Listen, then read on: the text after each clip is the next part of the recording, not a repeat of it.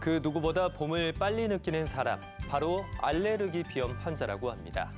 콧물과 코막힘, 재채기, 가려움 등 유난히 봄이 괴로운 분들을 위해 오늘은 배정호 이비인후과 전문의와 함께 알레르기 비염 극복 방법 살펴보겠습니다. 안녕하세요. 안녕하십니까? 네, 교수님, 이렇게 유독 따뜻해지는 봄철이 되면 알레르기 비염 앓는 환자들이 급격하게 늘어난다고 들었습니다. 왜 이 시기에 이렇게 늘어나는지 궁금한데 실제로 좀 환자가 많은 편인가요? 네, 봄철에 늘어나죠. 그 알레르기 비염은 사계절이 있는 그 온대지방의 경우 거의 모든 나라에서 봄철 그리고 가을철 그렇게 두 번 늘어나게 됩니다. 우리나라도 마찬가지고요. 아마도 이게 큰 일교차가 알레르기 비염의 악화 요인이 되는 것 같고요. 건강보험 자료에 따르면 우리나라에서 한 1년에 700만 명 정도가 알레르기 비염으로 병원을 찾게 되는데 많네요. 예, 많죠. 근데 1, 2월에 비해서 한 3월, 4월이 되면 거의 50% 이상 증가하는 걸로 보고되고 있습니다. 네, 이렇게 계절을 많이 타는 질환으로 보이는데요. 우리나라 성인 5명 중에 1명은 평생 살면서 한 번쯤은 꼭 알레르기 비염을 겪게 된다, 이런 이야기도 들었습니다. 그러면 왜 이렇게 알레르기 비염이 생기는 건지, 그리고 어떤 증상이 주로 나타나는지도 함께 짚어주실까요? 먼저 이제 환자 늘어나는 얘기부터 해보면요. 한 10년이나 20년 단위에 좀 길게 보면은 우리나라에서 최근 뭐 한 20년간, 40년간 알레르기 비염 환자는 굉장히 많이 늘어났다고 보시면 될 것 같습니다. 네. 이게 이에 반해서 그 기간 동안에 미국이나 유럽에서는 알레르기 비염 환자의 유병률이 한 20%, 아까 말씀하신 대로 그 정도로 크게 변화가 없었는데요. 그 원인은 우리나라의 경우에 이제 그 기간 동안에 아파트 등 주거 환경이 많이 바뀌었고요. 네. 그러면서 주항원 원인 물질인 진먼지 진드기가 많이 늘어나게 되고 또 개나 고양이 등 그 반려동물을 많이 키우는 것도 원인이라고 볼 수 있습니다. 그럼 동물의 털이 혹시 영향을 미치나요? 네네, 그렇습니다. 동물의 털 자체도 알레르기 원인도 되고요. 동물이 털이 많이 날리게 되면은 그 진먼지 진드기의 서식 환경도 좋아지거든요. 그래서 그 두 가지가 같이 원인이 되고 있습니다. 또 이제 지구 온난화 얘기를 할 수밖에 없는데요. 네. 이게 날씨가 여름이 길어지고 겨울이 짧아지고 그러면서 우리나라의 많은 그 화분들, 그 꽃가루가 날리는 시기가 훨씬 길어졌습니다. 가로수도 영향을 미치고요. 산에 있는 꽃이나 나무들의 화분이 날리는 기간이 좀 길어지면서 아마 그 알레르기 환자가 늘어나는 원인이 된다고 보고 있습니다. 네. 또 조금 전에 증상 말씀하셨는데 뭐 알레르기 비염의 증상은 많이들 아시겠지만 3대 증상이라고 그러거든요. 코막힘, 그리고 콧물, 재채기, 가려움증. 예, 그게 이제 알레르기 비염의 주 증상이라고 보시면 될 것 같습니다. 네, 저희 아버지께서도 꼭 요맘때만 되면 막 눈이 붓는다거나 막 간지럽다고 긁으세요. 네. 그래서 꽃가루 알레르기가 있지 않으시나 이런 걸 이제 의심하게 되는데, 이런 계절적인 요인 이외에도 알레르기성 비염 이외에 그냥 기본적인 다른 종류의 비염들도 있을 것 같은데 어떤 차이가 있는지 종류별로 좀 짚어주시면 좋을 것 같습니다. 네, 뭐 비염의 종류는 굉장히 많고요. 근데 뭐 크게 두 가지로 나눠보자면은 알레르기 비염과 비알레르기 비염, 알레르기가 아닌 비염, 그렇게 두 가지로 나눠볼 수 있습니다. 네. 먼저 알레르기 비염은 이제 가장 흔한 비염이고요. 이게 특정 항원 원인 물질이 있어서 그 물질에 대해서 이제 코 점막이 과민 반응을 하는 것을 알레르기 비염이라고 할 수 있습니다. 네. 그래서 알레르기 비염은 원인 물질이 확인이 되고 증상이 그런 염증 증상이 있을 때 알레르기 비염으로 확진하게 되고요. 그 외에 이제 비알레르기성 비염은 염증성, 감염성 비염, 또 이제 약 같은 거 잘못 써가지고 생기는 약물성 비염, 또 임신성 비염 등등이 있는데 가장 흔한 것은 이제 코감기 걸렸을 때 생기는 비염이거든요. 그래서 네. 코감기 역시 비알레르기성 비염의 대표적인 거라고 볼 수 있고요. 뿌리는 약 같은 거 잘못 쓰면 약물성 비염이 생길 수 있고, 임신 중에는 이제 호르몬 변화 때문에 비염이 생기면서 고생하는 분들이 꽤 늘어나게 됩니다. 이렇게 설명을 듣다 보니까 약물을 쓰고 나서 생길 수도 있고 또 임신 기간 동안에 호르몬 변화로 인해서 비염이 생길 수도 있다. 다양한 요인들을 함께 알아볼 수가 있었는데요. 그런데 오늘 주제가 알레르기성 비염이잖아요. 네. 뭐 계절적인 요인이니까 그냥 이 계절 지나가면 나아지겠지라고 생각하고 방치하는 분들도 많으실 텐데요. 그랬다가 중이염이라던가 부비동염 같은 2차 질환으로 이어지는 경우도 많이 있다고 들었습니다. 이렇게 좀 합병증이 일어날 수도 있을 것 같은데 어떤 질환으로 연결이 될 수 있을까요? 알레르기 비염의 합병증 중에 가장 대표적인 게 지금 말씀하셨지만 부비동염이라고 할 수 있을 것 같거든요. 알레르기 비염이 심하게 오면서 코가 특히 심하게 막히는 경우에 코 안에 공기 길이 막히게 되거든요. 네. 그러면은 이제 부비동은 얼굴 뼈 안에 빈 공간을 얘기하는데 그 안에 염증이 생기면서 이제 뭐 농이 고이기도 하고 아니면 코 막힘이 더 심해지기도 하고 심한 두통을 호소하기도 하는 그런 부비동염으로 진행하기도 합니다. 네. 또 중이염 얘기하셨는데 이제 중이염은 주로 소화연령에서 더 흔하게 문제가 되는데요. 알레르기 비염이 심해지면서 역시 이제 그게 이관을 타고 귀 안에 염증을 일으켜가지고 삼칠성 중이염이라는 게 발생하게 되는데요. 삼칠성 중이염이 소화연령에 발생하게 되면은 이게 청력 장애를 유발하기 때문에 특히 이제 언어 배우는 시기에 소화들에서 문제가 될 수 있고 네. 또 이게 또 약이 잘 안 듣는 질환이라서 고생하는 경우도 많습니다. 음. 한 가지 이제 첨언해서 말씀드리지만 천식하고도 이제 많이 얘기를 하시는데요. 사실 천식은 알레르기 비염의 합병증이라기보다는 형제 질환이라고 보시면 될 것 같거든요. 그래서 코 점막에 주로 알레르기 염증이 생긴 경우에는 알레르기 비염이고 전에서 말씀드린 것 같은 그런 증상이 생기고요. 천식은 그거보다 더 하기도, 폐 쪽에 가까운 기도에서 알레르기 염증이 생기게 되고 천식의 질환은 호흡곤란도 유발할 수 있고 또 이제 보통 흔하게 기침으로 고생을 하시는 분들이 천식 환자들 중에 많습니다. 생기는 위치에 따라서 좀 달라지는 거네요. 천식과 알레르기 비염은 다르고요. 알레르기 비염의 합병증은 부비동염도 그렇고 중이염도 그렇고 이제 치료 방법도 좀 다를 수 있기 때문에 적절한 치료가 필요합니다. 그렇군요. 자, 그런데 제가 신기하게 들었던 내용 중에 하나가 이 알레르기 비염을 방치했을 경우에 얼굴형도 변한다라는 이야기가 있더라고요. 이게 사실인가요? 네, 모든 알레르기 비염 환자가 얼굴형이 변한다고 할 수는 없을 것 같고요. 네. 얼굴 변형은 주로 소화 연령에서 이제 더 문제가 되고요. 이제 코가 너무 막혀가지고 주로 입으로 숨을 쉬는 게 지속이 되면은 얼굴이 좀 길어지고 턱이 뒤로 좀 빠지고 그리고 이제 입을 좀 벌리고 있는 얼굴. 흔하게 얘기하는 것 중에 아데노이드 얼굴이라 그러거든요. 네. 아데노이드 얼굴이라고 부르는데 아데노이드 얼굴로 변하는 경우도 심심치 않게 보는 것 같습니다.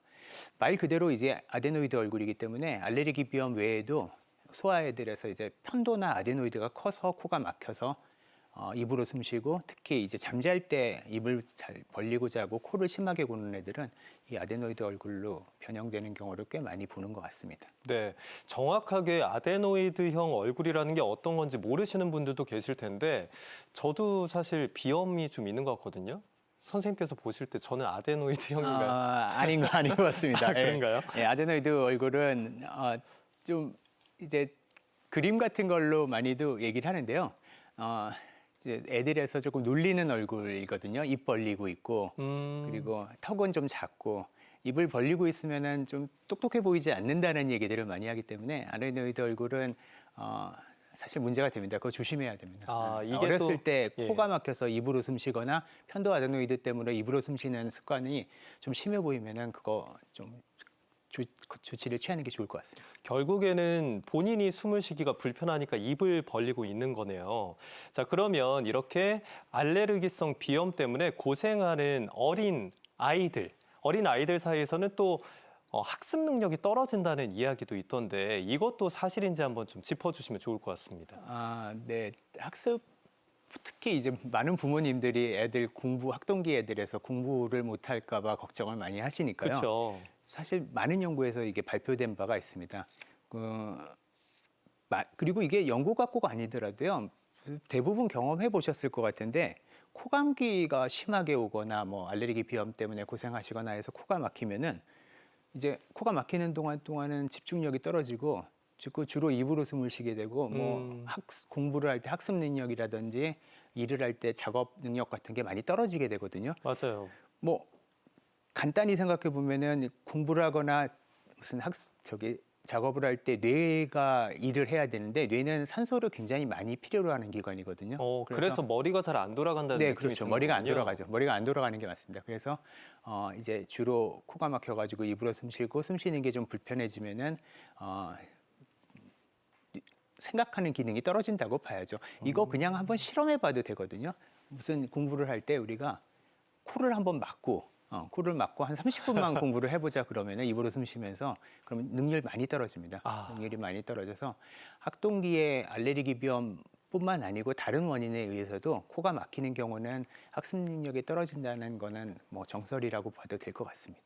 그러니까 결론적으로 정리를 해보자면 결국에 알레르기 비염이 뭐 지능 자체를 떨어뜨린다는 의미보다는 집중력을 떨어뜨릴 정도로 산소 공급에도 영향을 줄 수 있고 그래서 집중력이 저하되기 때문에 학습에 몰입하기가 어렵다라고 이해할 수가 있겠네요. 네. 그리고 이제 뭐 한 가지 더 생각을 해보자면은 알레르기 심한 애들 보면은 그 공부하다가 책상 위에 휴지 잔뜩 쌓아놓잖아요. 계속 맞아요. 코 풀고 비비고 그래가지고 집중을 할 수가 없죠. 우리가 음. 집중을 하려면은 책을 보거나 뭘 할 때 집중할 때 휴지로 계속 그렇게 쓰는 경우는 코가 막히지 않더라도 콧물만 가지고도 집중력이 많이 떨어질 것 같습니다. 네, 이런 부작용이 발생할 수 있는 질환, 바로 알레르기 비염인데요. 우리가 빨리 진단하고 또 제대로 치료하는 게 굉장히 중요할 것 같습니다.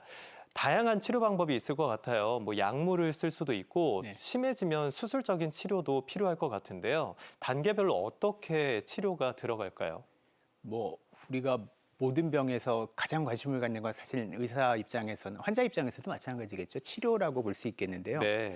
한마디로 말씀드리면은 알레르기 비염은 한 번에 완치하는 방법은 아직은 없습니다. 아. 네, 완치하는 방법은 없고요. 이게 알레르기 비염이 한 보통 5, 6세 때 아니면은 사춘기 지나면서 이 젊은 나이, 주로 젊은 나이에 나이 들어서 생길 수도 있지만은 젊은 나이에 어떤 특별한 항원에 감작이 돼서 거기에 대한 과민 반응이 생기면은 그거는 그냥 평생 나타난다고 보셔야 될 것 같습니다. 그래서 우리의 치료의 목적은 이거를 한 번에 없애는 게 아니고 잘 관리해서 이게 생명에 지장이 있는 병은 아니거든요. 네. 그래서 생활에 지장이 없게 만들어주는 게 목표입니다. 그래서 기본적인 치료는 약물 치료라고 보시면 되고요. 첫 번째로 물론 이제 항원을 회피하는 방법이 제일 중요하지만은 그 실제적으로 어렵거든요. 원인 물질도 다양하고 진먼지인드기 같으면은 피하기가 어렵기 때문에 약물 치료를 우선 생각을 해보자면은 대표적으로 먹는 항히스타민제라고 부르는 알레르기 약이 있고요. 네. 또 하나는 이제 많이들 써보셨을 테지만 알레르기가 있으면은 병원에서 처방하는 하루에 한 번 정도 양쪽 코에 뿌리라고 주는 그 알레르기 스테로이드 스프레이가 있거든요. 아, 그 칙칙하면서 칙칙하는 거, 뿌리는 거요? 그렇게 두 가지가 대표적인 약물이라고 보시면 될 것 같습니다. 네. 만약에 약물 치료로 잘 해결이 되지 않으면 다음 단계는 어떻게 나아가게 될까요? 약물로 조절이 안 되는 경우에는 이제 잘 원인을 봐야 되거든요. 이때는 이제 물론 영상 검사도 필요하게 되고 CT 등을 찍어보기도 되고 그러는데 이게 코 안에 구조적인 변화가 동반이 됐거나 아까 알레르기 합병증 때문에 아니면은 알레르기 외에도 이제 비중형 망곡증이나 그런 문제 때문에 코 안이 좁아진 부분이 있어서 구조적인 문제가 있는 경우에는 이비인후과에서 하는 코 내시경 수술이나 비중격 수술이 알레르기 증상을 떨어뜨리는데 크게 도움이 되는 경우가 있습니다. 이게 수술을 한다고 알레르기가 없어지는 건 아니거든요. 체질적인 변화는 없지만은 코 안의 구조가 바뀌면서 호흡이 좋아지고 알레르기 철에도 알레르기 때문에 고생하는 그 빈도도 줄고 시기도 좀 줄어드는 그런 좋은 효과가 있는 수술도 있습니다. 그러니까 상황을 개선시킬 수 있는 수술적인 치료가 들어갈 수도 있다라는 설명으로 들리고요. 네, 다 하는 건 아니고요. 네.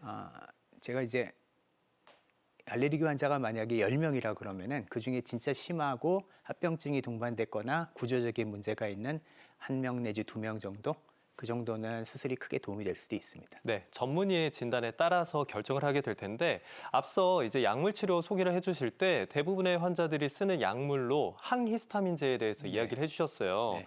그런데 저 같은 비전문가 일반인들 입장에서는 항히스타민제라는 이름은 많이 들어봤는데 이게 네. 어떻게 작용하는 건지 그 기전에 대해서는 잘 모르기 때문에 그냥 이 약을 먹었을 때는 그냥 졸려, 예. 뭐 집중력 떨어져 이 정도로만 알고 있거든요. 복용할 때 주의해야 될 점이라던가 이걸 어떻게 취급을 해야 되는지도 함께 짚어주시면 좋을 것 같습니다. 적용 기전에 대해서 자세히 말씀드리기는 물론 어려울 것 같고요. 예, 네. 히스타민을 막는다는 의미에서 항히스타민제거든요. 네. 근데 이제 이 히스타민을 막는 과정에서 중추신경, 그러니까 뇌나 그런 데에 영향을 미칠 수가 있기 때문에 그래서 이제 졸음을 유발하고 하는데 실제로 항히스타민제는 이제 예전에 나왔던 1세대 항히스타민제하고 최근에 나오고 있는 이제 2세대 혹은 3세대 뭐 항히스타민제로 크게 나눠볼 수 있습니다. 네. 그래서 1세대 항히스타민제는 졸린 거 맞거든요. 먹으면은 효과가 좋은 대신에 졸려가지고 정신 못 차리는 경우도 많은데 2세대나 3세대는 이 뇌에 영향을 미치는 그 중추신경에 영향을 미치는 것을 크게 줄였습니다. 그래서 최근에 병원에서 처방하는 많은 2세대, 3세대 항히스타민제는 졸리지 않다고 얘기를 하거든요. 네. 근데 제가 실제로 처방을 해보면은 이건 개인차가 굉장히 큽니다. 아, 그렇군요. 그래서 똑같이 2세대, 3세대 항히스타민제라도 본인한테 맞는 것을 제대로 처방받아서 치료를 하면은 그 졸려서 고생하는 것은 조금 많이 막을 수 있을 것 같습니다. 한 가지 더 이제 말씀을 드리자면은 굉장히 안전한 약으로 알려져 있지만요. 이게 녹내장이나 전립성 비대증이 있는 환자들은 조금 주의하라고 거기 설명서에 나와 있거든요. 네. 이게 항콜린 작용이라는 게 같이 있어서 그런 영향을 미치는데 역시 이제 2세대, 3세대 항히스타민제는 1세대에 비해서 항콜린 작용도 많이 줄였다고 하는데 그래도 이제 처방받을 때 자기가 전립선 비대증 때문에 고생을 한다거나 약을 드신다거나 녹내장 때문에 치료를 받고 있다는 말씀을 미리 하시는 게 좋을 것 같습니다. 그러면은 선생님께서 방금 전에 말씀해 주시다가 찾아오는 환자들 중에 뭐 한두 명 정도 수술적인 치료를 권유한다라고 말씀을 해 주셨는데 자, 그러면 이렇게 수술을 하고 나면 이게 영구적으로 효과가 있으면 좋겠지만 가끔씩 이 알레르기성 비염을 유발하는 원인과 다시 맞닥뜨리게 된다면 증상이 또다시 재발하는 경우가 있다라고 이야기를 들었어요. 이렇게 비염이라는 게 한 번에 딱 완치가 되기 어렵고 장기적으로 싸워야 되는 질환인지 참 답답한데 이 부분에 대한 설명도 필요할 것 같습니다. 뭐 제가 외래 보면은 하루에 몇 번씩은 겪는 일인데요. 알레르기 때문에 수술하는 건 아까도 말씀드리지만 아니고요. 알레르기 때문에 알레르기 비염이 심해져서 부비동염 합병증이 생기거나 비중경망곡증 등의 그 구조적인 변화가 있을 때 이제 우리 이비인후과에서 수술을 시행하게 되는데요. 거의 대부분의 환자들에서 증상을 많이 완화시키거든요. 많이 완화시키는데 이게 6개월 지나서 다시 봄철이 왔다, 가을철이 왔다. 그럼 환자들이 외래에 한번 오거든요. 그래서 수술하고 처음엔 좋았는데 나 알레르기 재발됐어요. 그러고 오시게 되는데 저는 이제 수술 전부터 말씀드리거든요. 알레르기 낫는 거 아니다. 그리고 이제 그렇게 오시면은 이거는 알레르기가 재발된 게 아니고 원래 있던 알레르기가 가라앉았다가 지금 철이 되니까 심해진 거고 그러면은 수술 받기 전에 봄철, 가을철하고 한번 기억을 한번 해보시라 어떠시냐 그러면은 대부분의 환자들이 그때보다 훨씬 낫다고 말씀을 하시거든요. 네. 그리고 아까 10명 중에 뭐 한두 명 얘기를 하셨는데 알레르기 환자 10명 중에 한두 명이 진짜 맞는 것 같습니다. 이제 자기 친구가 알레르기를 평생 고생을 했는데 이제 병원에서 수술 받고 나서 너무 좋다고 그러고는 같이 오시거든요. 그러면 제가 보고는 환자분은 수술하시는 환자 아니라고 그러면은 굉장히 실망해서 돌아가시는데 네. 수술에 도움이 되는 환자가 있고 수술해서 크게 뭐 좋아지지 않을 수 있는 환자도 틀림없이 있는 것 같습니다. 네. 그러면 혹시 면역 치료라는 것이 있는지 그 부분에 대한 소개도 좀 해주시면 좋을 것 같아요. 네, 면역 치료가 이론적으로는 아주 좋은 치료거든요. 그러니까 면역 치료라는 게 뭐냐면은 자기 원인 항원을 먼저 찾아내고요. 네. 원인 물질을 그 원인 물질을 아주 약하게 저용량을 매일같이 접촉을 시켜가지고 그래서 거기에 이제 둔감하게 만드는 거예요. 그리고 이제 결과적으로는 그렇게 하면은 알레르기 반응 자체를 본격적으로 체질을 바꿀 수 있는 거의 유일한 치료거든요. 네. 그리고 요즘에는 이제 예전에는 주사를 병원에 가서 맞았어야 되는데 요즘에는 설화 면역이라 그래서 약을 이제 한 달치, 두 달치를 미리 받아가서 매일같이 집에서 복용할 수 있는 제재로 나와 있기 때문에 비교적 안전하고 시도해 볼 만한 치료입니다. 이게 문제가 면역 치료 같으면 최소한 3년 아니면 5년 정도를 꾸준하게 해야지 효과가 지속된다고 보고되고 있고요. 길게 봐야 예, 되네요. 굉장히 길게 봐야 됩니다. 굉장히 길게 봐야 되고 또 이게 개인차가 있어서 제가 봤을 때는 별로 도움이 안 되는 환자도 있습니다. 틀림없이 똑같이 항원이고 같이 했는데 어떤 환자는 아주 좋아지고요. 어떤 환자는 도움이 안 되는 환자도 있습니다. 네. 개인차가 있다는 내용까지 함께 확인해 봤습니다. 네. 이번에는 건강에 대한 잘못된 상식을 바로 잡아드리는 시간 가져보겠습니다. 알레르기 비염에 대한 오해와 진실을 OX로 풀어볼 텐데요. 제가 하나씩 질문을 드리면 앞에 있는 판넬을 가지고 답변해 주시면 되겠습니다. 먼저 첫 번째 질문입니다. 다크서클이 심하면 이게 비염의 신호다. 네, 맞습니다.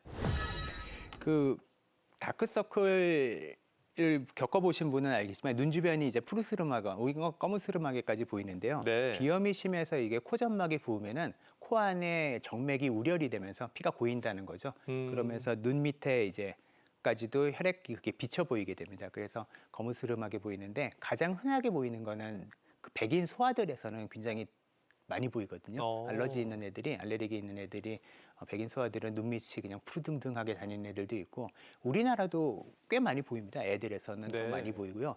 꼭 애들이 아니더라도 젊은 성인에서도 왜 다크서클이 이렇게 심하죠? 그러는데 알레르기 비염 치료 잘 받고 나서 코로 숨 쉬는 거 좋아지고 나면은 화장 안 해도 된다는 환자들도 많이 봤습니다. 네, 저희 조카도 눈밑이 약간 좀 푸르둥둥하고 검은 느낌이 있는데 어디 검사를 가서 좀 해봐야겠네요. 싸우지 않은 건지부터 물어보시는 게 맞을 것 같습니다. 네, 자, 두 번째 질문 드리겠습니다. 아이에게 코 푸는 방법도 가르쳐야 할까요?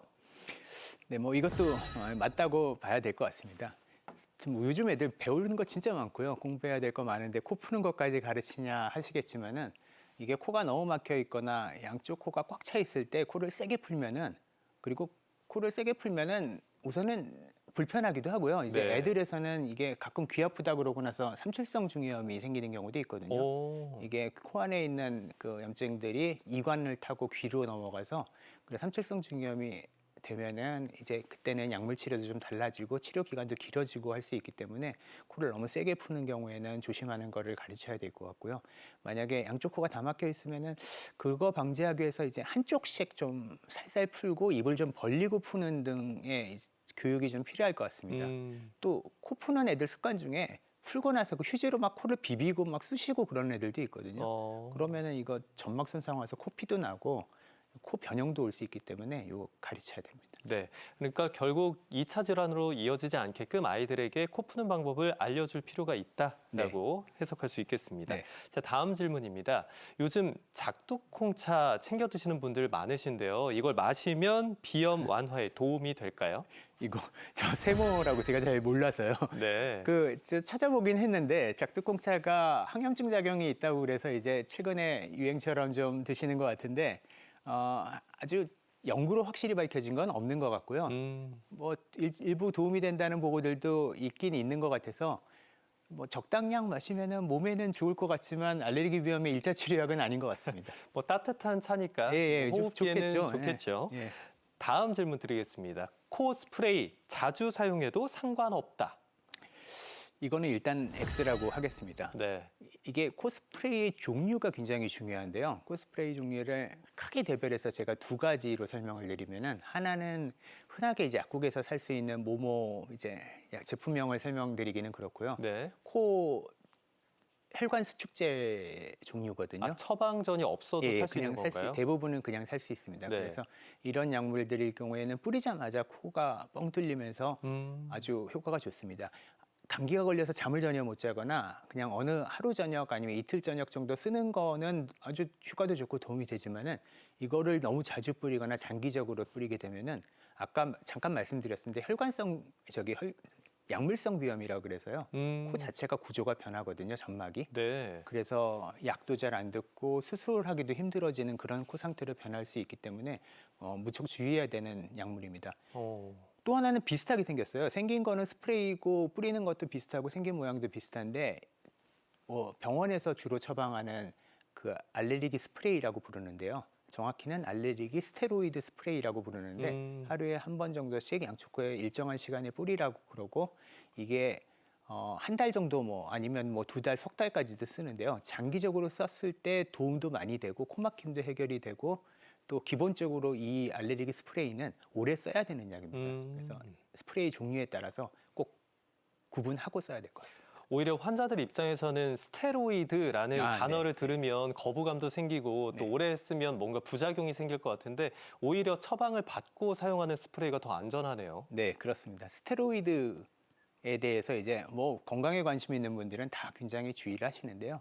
제가 이제 환자분한테 흔하게 말씀드리는 게 용량을 보면은 이 콕 스프레이에 들어있는 스테로이드는 마이크로그램 단위라고 해서 굉장히 적은 용량이거든요. 네. 더군다나 코에 뿌리는 걸로는 전신 부작용은 거의 없다고 알려져 있고요.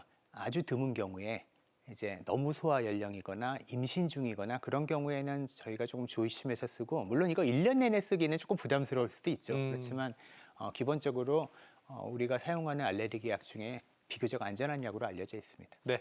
자, 마지막 질문 드리겠습니다. 누런 콧물은 안 좋아졌다는 의미다. 네, 이건 맞습니다. 예. 앞에서 합병증으로 저희가 말씀드린 것 중에 부비동염을 말씀을 드렸잖아요. 네. 그게 이제 부비동염이 우선 누런 콧물이 나온다고 다 부비동염이냐 이거에 대해서는 조금 이견이 있을 수 있지만은 맑은 콧물이 주 증상인 알레르기 비염이 갑자기 조금 더 심해지면서 코막힘 심해지면서 코가 누렇거나 아니면 초록색으로 나오기 시작했다. 그러면은 아마도 이게 세균 감염이 동반이 됐을 확률을 꼭 배제할 수 없습니다. 그래서 이렇게 누런 콧물이 너무 많이 나오고 이게 오래 지속되면서 증상이 더 심해졌다 그러면은 그거는 부비동염으로 진행했을 것을 염두에 두고 이때 치료 잘 받아야 됩니다. 아니면은 이게 만성으로 넘어가면 수술해야 되거든요. 네, 알겠습니다. 이렇게 알레르기성 비염과 관련한 오해와 진실을 OX 퀴즈로 알아봤고요. 지금부터는 비염 예방 관리를 위한 솔루션 시작하겠습니다.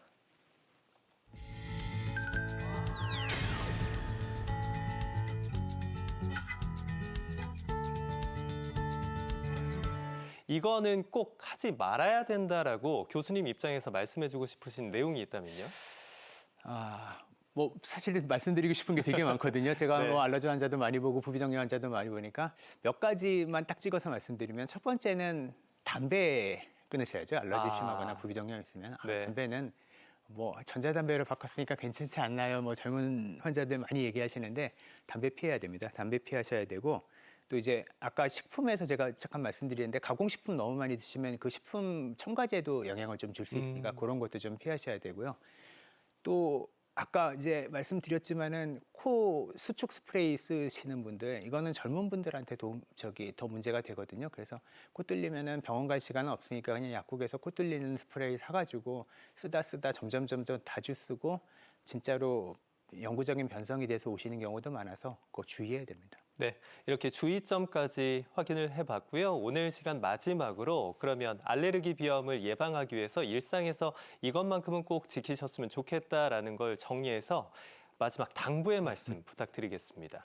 원인 물질을 찾는 게 제일 중요하거든요. 제가 지금 말씀드린 것 같은 그런 증상이 있으면서 본인이 알레르기가 있는 것 같다 싶으시면은 원인 물질을 검사를 통해서 찾으셔야 되고요. 네, 그거 말고는 요즘 공기 안 좋더라고요. 그래서 맞아요. 이렇게 미세먼지가 많이 불거나 할 때는 외출할 때 예전에 코로나 때도 우리 해봤지만은 마스크 쓰고 다니면 알레르기 환자들 덜 고생하시거든요.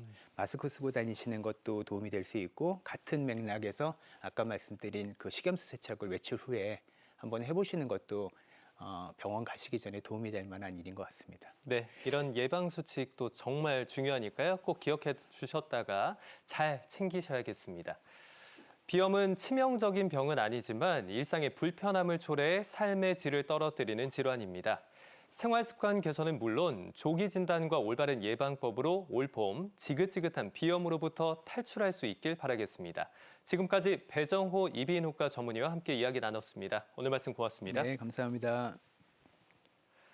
네, 다음 시간에는 봄철 눈 건강 지키는 방법 살펴보겠습니다. 이와 관련해서 궁금한 사항을 건강365 코너 댓글란에 달아주시면 전문의와 함께 자세히 소개해드리겠습니다. 다음 시간에도 많은 기대 부탁드립니다.